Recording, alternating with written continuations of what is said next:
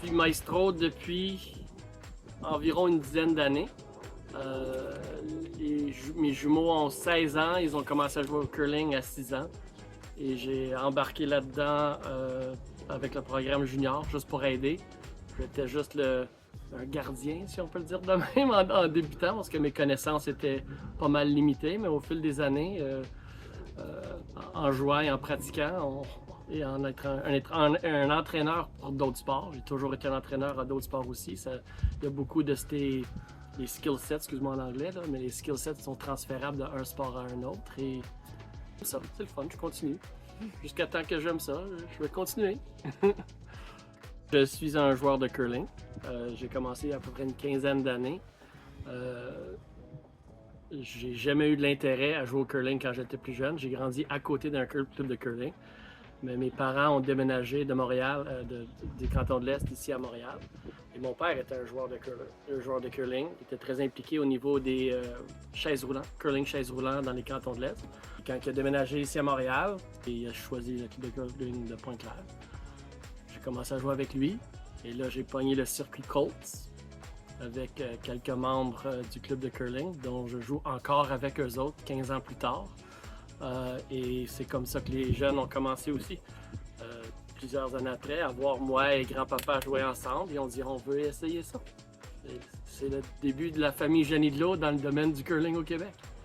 J'entraîne cette équipe depuis au moins 7 ans. Depuis qu'eux ont 7 ans, c'est-à-dire 8 ou 9 ans.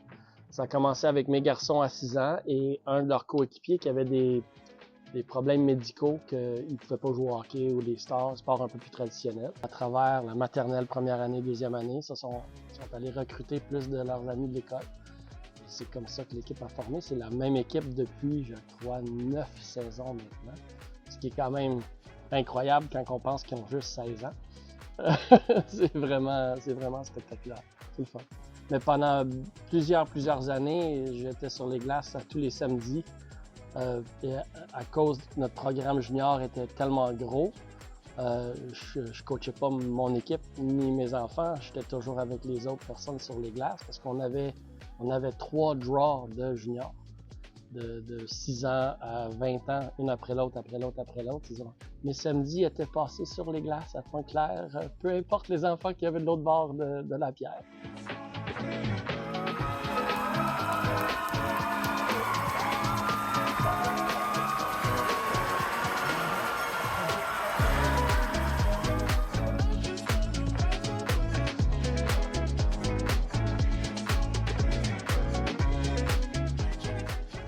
Oh boy, les qualités d'un maestro de la patience. Je suis d'accord. La patience. Pas toujours dire qu'est-ce que tu penses. D'être. Surtout qu'il y a deux affaires. Être un entraîneur quand tu coaches tes enfants, c'est une affaire qui est difficile. De où mettre la ligne que d'être père et d'être coach. Ça, c'est toujours compliqué. Mais la patience, c'est très important. Et sincère. La sincérité, ça se cache pas. C'est important, ça, pour le curling, de transmettre cette valeur-là. C'est pas grave. Si tu brises une règle, tu le dis. C'est pas plus compliqué que ça. Puis notre livre de règles est basé là-dessus. La structure du sport elle-même est basée là-dessus. Puis je pense que c'est une bonne façon de vivre aussi. C'est pas grave si quelqu'un me voit pas faire quelque chose de pas bon, peut-être que je devrais pas le faire en partant. Puis je pense que c'est des valeurs qui se transmettent à l'extérieur de juste le curling. Le plus gros défi, c'est d'aligner et aligner les attentes du groupe. Parce que dans le sport amateur et dans le sport des jeunes, c'est non seulement les jeunes que tu coaches, c'est les parents que tu coaches, c'est les frères, les sœurs, les familles sont impliquées. Quand on va en voyage, c'est pas juste moi avec les 5 jeunes, c'est moi avec 4 autres familles. Et comment coordonner ces cédules-là, surtout quand nous autres, on est quand même une grosse famille avec 5 joueurs, puis toutes les familles ont 2, 3, 4 frères, sœurs. coordonner les activités. Cette fin de semaine-là est bon pour moi, mais pas bon pour toi. Et comment coordonner tout ça. C'est beaucoup plus facile maintenant à l'âge qu'ils ont. À 16-17 ans, ils sont beaucoup plus autonomes puis plus capables de gérer leur propre « moi, je veux faire ça, alors on fait ça ». Mais plus jeune, à 11-12 ans, c'est plus convaincre maman et papa qui veulent le faire. La balance entre la vie professionnelle, personnelle, etc., c'est toujours un peu plus compliqué. Je suis très chanceux dans le sens que j'ai ma propre entreprise. Je suis autonome et je peux faire mes propres cédules et je peux rebalancer comme je veux. Je peux prendre des après-midi ou des journées à ma volonté. Évidemment, ça vient avec un prix. Ces heures de travail-là, il faut les faire dans des temps d'année différents ou des journées différentes, le soir quand tout le monde est couché.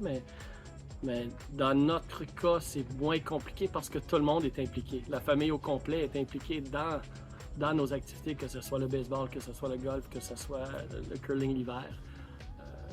Quand on est all-in, on est all-in. Pourquoi être impliqué puis devenir maestro? Souvent, c'est par nécessité. C'est méchant de le dire comme ça, c'est peut-être pas bon de le dire comme ça, mais souvent, c'est par nécessité. Mais moi, j'ai bénéficié énormément quand j'avais leur âge, avec des coachs qui se sont impliqués. Alors, il faut repayer cette dette. Souvent, les sourires sont assez, dépendant quand... Il faut avoir un retour sur l'investissement d'une façon ou d'une autre. Des fois, c'est monétaire, des fois, c'est des banners, des championnats. Souvent, c'est des sourires. Pour moi, j'ai toujours, surtout au baseball, c'est un peu plus, parce que c'est une équipe concrète. Le curling junior, c'est un peu plus difficile, c'était des gros groupes, right? Pas compétitifs, les équipes compétitives sont un peu différentes, mais quand tu as un programme junior, il y a beaucoup de roulements, c'est naturel, right? Quand tu as 70 enfants, ils viennent l'essayer pendant 1 an ou 2, puis un roulement. Mais quand on prend une équipe un peu plus restreinte, comme au baseball, j'ai toujours pris un avis de succès sur le nombre de 12 joueurs, combien revenaient l'année d'après. Dans mon cas, je suis chanceux, j'ai toujours eu 5. Et c'est les mêmes 5. C'est-à-dire, en autant qu'on continue à être 5, je prends mon succès par ça. Avec ce groupe-là, le curling n'est pas vraiment... C'est le véhicule qu'on utilise pour avoir du plaisir, mais que ce soit sur la glace ou pas, c'est not relevant. Merci Maestro!